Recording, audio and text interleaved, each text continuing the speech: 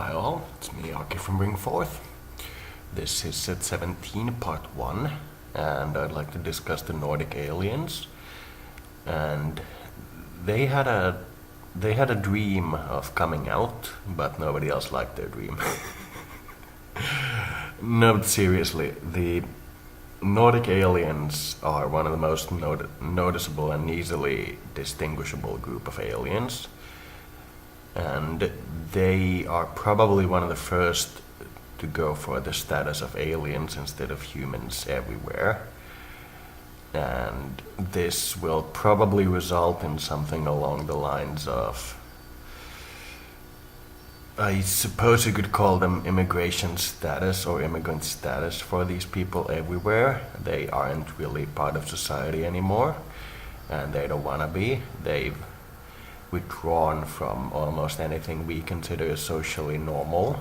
They live in their own wealth, perhaps is the word, and they are so separate from normal people that adjustment to our normal society takes years. They have the weird abilities of telepathy, telekinesis, and so on. But they aren't perhaps the most easy to distinguish as aliens group. That would probably be the gray aliens. And I don't really know if there are any more easily noticeable alien types. Perhaps the large skulls of South America are a known type. The reality of the skull expansion or skull elongation that some cultures undertake is that you can't increase the liquid holding capacity of an interior of the object by shaping the exterior of the object.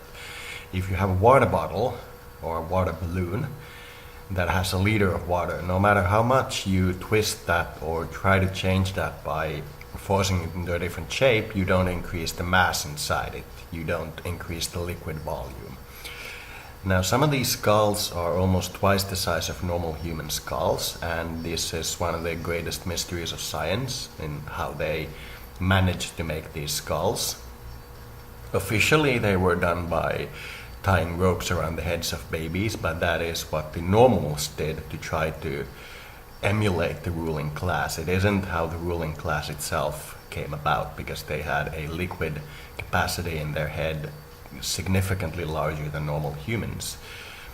So some of these alien groups are easily distinguishable in modern society, but they take great pains in not being seen.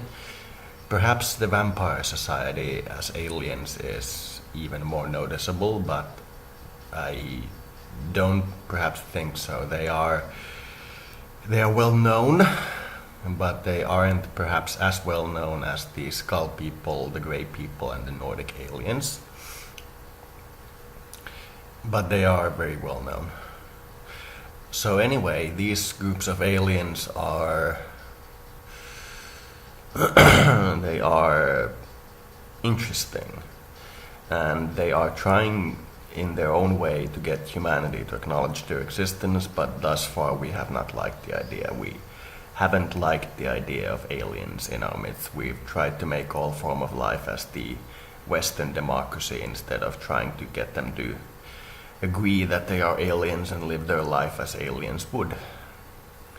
We don't like to segregate people in the modern society. We don't like to separate them into different paths. So from that point of view, it's easy to understand why a lot of these alien groups would choose to be in hiding, and instead of trying to convince the West or the world in general that they exist, because even if they were to be successful in convincing the world that they exist, it would only cause more harm for their group in general.